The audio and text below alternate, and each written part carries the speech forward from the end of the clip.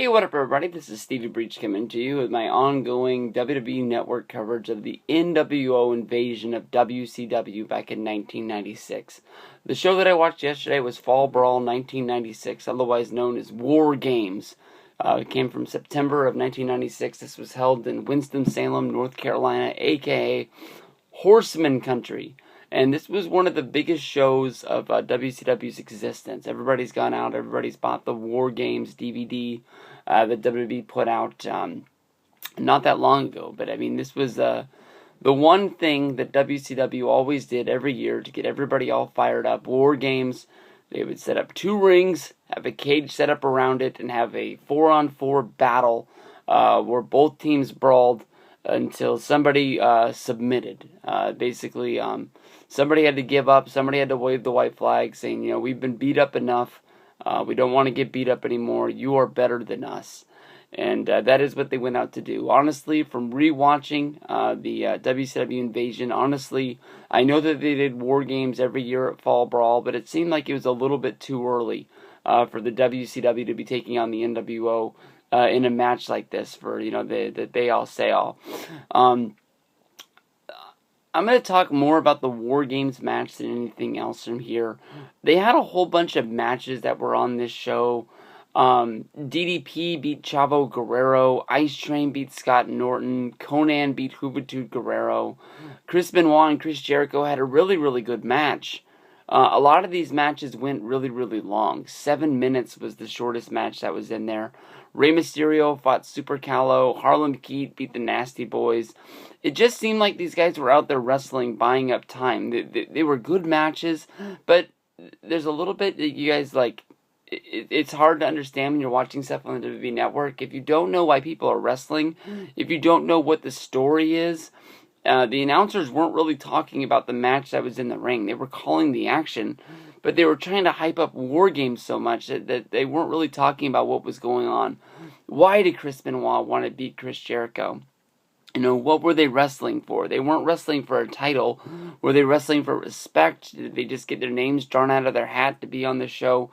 DDP and Chavo Guerrero were like that, because I always thought of Chavo Guerrero as the guy that would be wrestling for like the Cruiserweight champion, and why was he fighting this guy that was like a heavyweight? I know that DDP had a huge rivalry with Eddie Guerrero. When Eddie first came in, that was one of the DDP's first feuds, but you know, why was he fighting Chavo?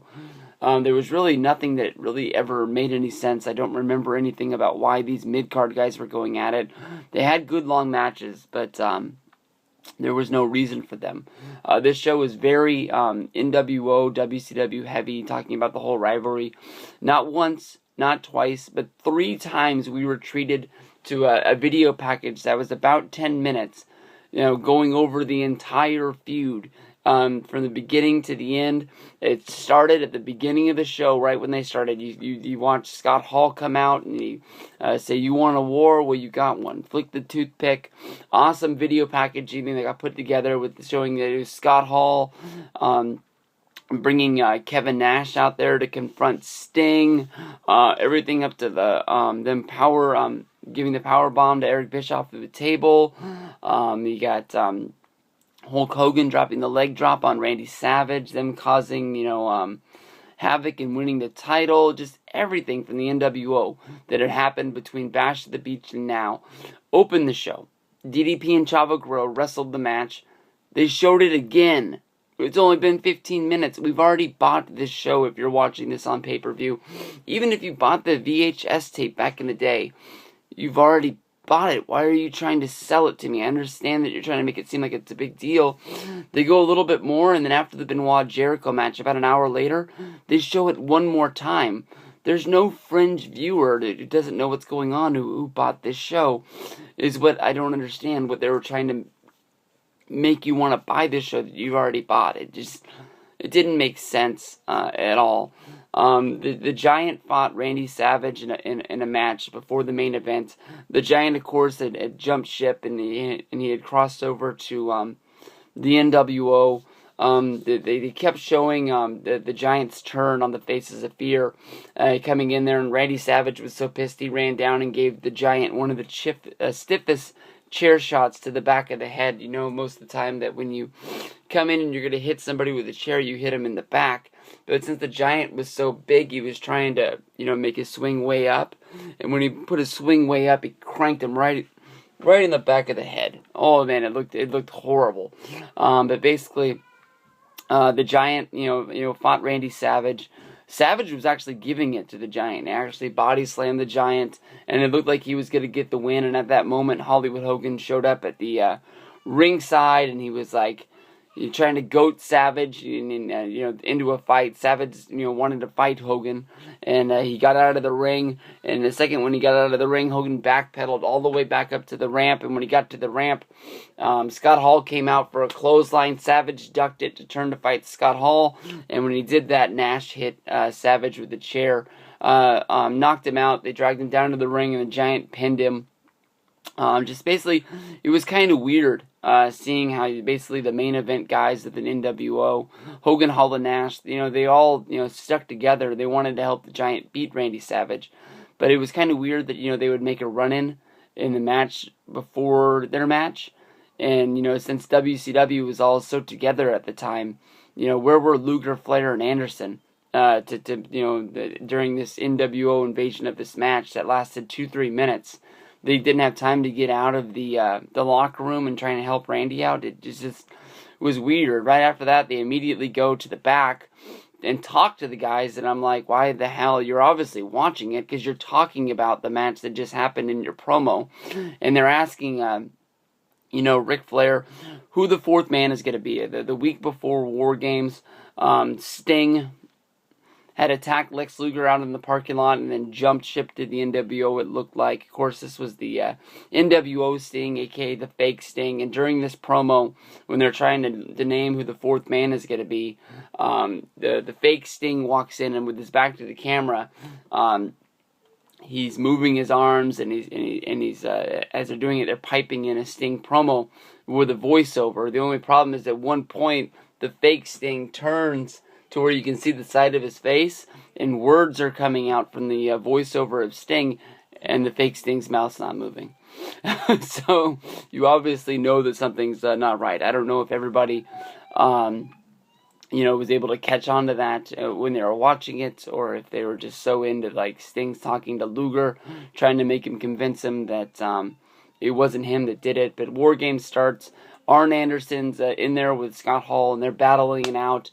I like the fact that they have the live coin flip in the back, and out comes Kevin Nash, and of course everybody knows with War Games, of course it starts 2-on-2, and then every 2 minutes a man is released from the back, and the heel team's going to have the advantage, and it gets down to the end where there's Hogan, there's Hall, there's Nash, and they're fighting against Luger, Flair, and Anderson, and then the fourth man from Team nWo is going to come out, and of course nWo Sting comes in, and they're battling, and they're fighting all around, and then the time limit goes off, and then the WCW bell comes off, and they're all, well now, nobody's going to come out, and then at the end, real Sting comes out, so now you have two Stings in the ring, and Sting on his own, beats up all of the nWo, leaves them laying, he hits the Stinger Splash, he hits the Scorpion Deathlock on two of the dudes, lays them all out, and then he gets in Luger's face, and he goes, is that enough proof for you?